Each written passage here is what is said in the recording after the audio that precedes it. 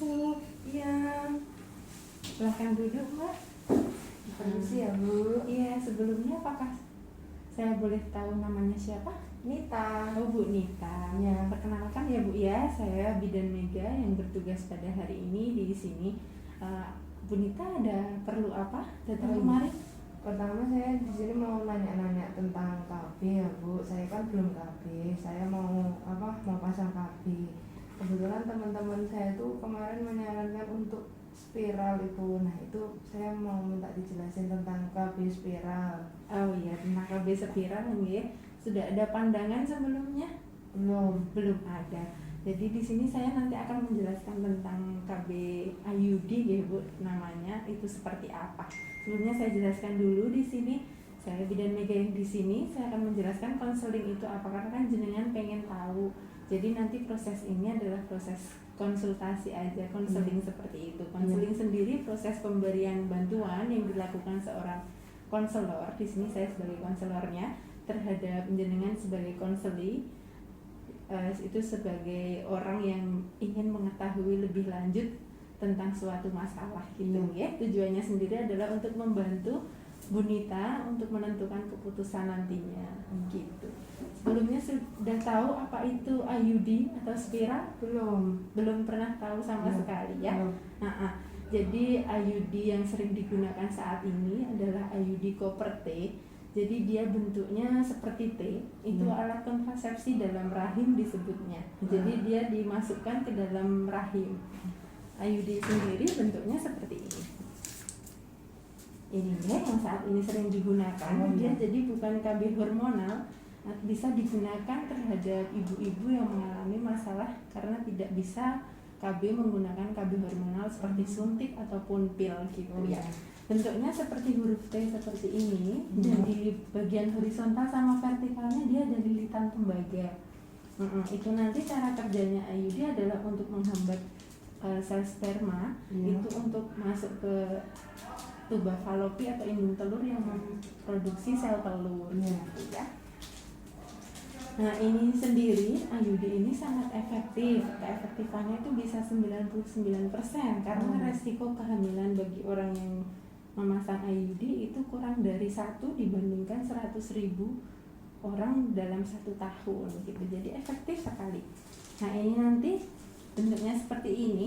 Yang biru-biru ini adalah untuk mengukur kedalaman dari rahim seseorang gitu ya.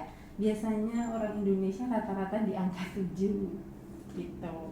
Terus ini nanti ini adalah sebagai pendorong. Jadi untuk memasukkan IUD-nya ini ke dalam rahim yang sudah diukur gitu. Untuk prosesnya pemasangan sendiri nanti ibu harus memastikan tidak hamil. Nah, kalau hamil tidak boleh menggunakan IUD. Iya.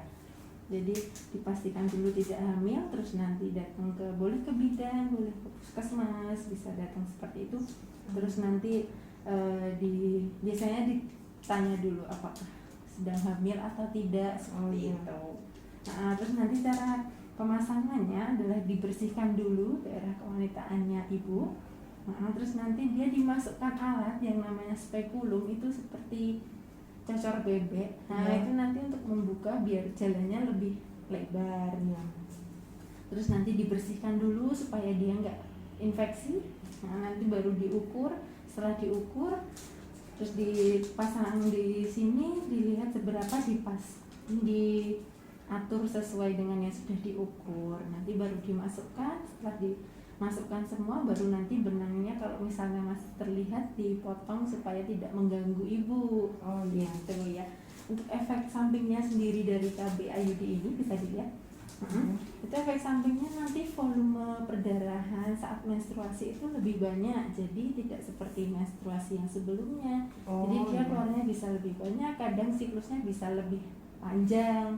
Terus nanti ada perubahan siklusnya, nggak pasti 1 bulan sekali di tanggal yang sama itu menstruasinya di tanggal segitu, enggak, kadang berubah-ubah. Tapi untuk beberapa yang menggunakan KB IUD ini ya Bu ya, tapi setiap orang berbeda-beda efek sampingnya. Jadi nggak semuanya terlambat gitu tuh Mbak?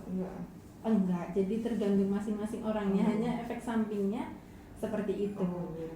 Ada lagi efek sampingnya, dia jadi ini perdarahan di luar siklus mens. Jadi siklus mensnya harusnya tanggal segini, dia ada perdarahan di sebelum tanggalnya atau setelahnya tanggal menstruasi itu dia masih Masih, mens. oh, iya. Jadi berbeda-beda. Jadi untuk yang tidak boleh menggunakan ini hanyalah ibu hamil ya. Jadi makanya kenapa harus dipastikan dulu tidak hamil. IUD sendiri bisa dipasang setelah lahiran. Setelah lahiran itu dalam 48 jam boleh langsung dipasang. Atau nanti bisa dipasang setelah 6-8 minggu setelah lahiran. Oh, gitu. Terus ini harus gantinya berapa bulan atau berapa tahun gitu Mbak? Itu sendiri efektif bisa dipakai 5-8 tahun. Nanti misalkan pengen punya anak lagi gitu, Iya. bisa langsung dilepas. Bisa dilepas terus dia tidak mempengaruhi kesuburan gitu.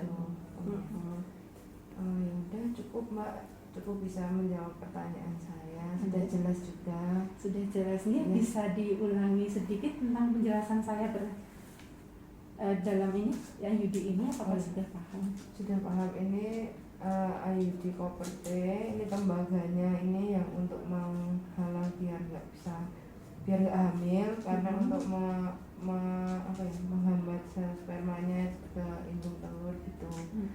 Terus ini paling efek sampingnya perdarahan atau mensnya lebih banyak, kemudian bisa efektif 5-8 tahun. Oh iya, betul sekali guys. Iya. Sudah kurang lebihnya sudah paham tentang apa itu IUD. Semoga penjelasan saya bisa membantu Bu Nita untuk menentukan nanti ingin menggunakan KB apa gitu ya. Karena KB ada banyak, tapi memang yang paling efektif biasanya IUD karena dia tidak mengganggu apapun. Oke. Nah, terima kasih sebelumnya. Ada lagi yang mau ditanyakan? Enggak, terima kasih juga ya Mbak atas waktu dan penjelasannya. Iya, terima kasih. Iya. Mohon maaf jika ada banyak kesalahannya. Iya, terima kasih. Iya, sama.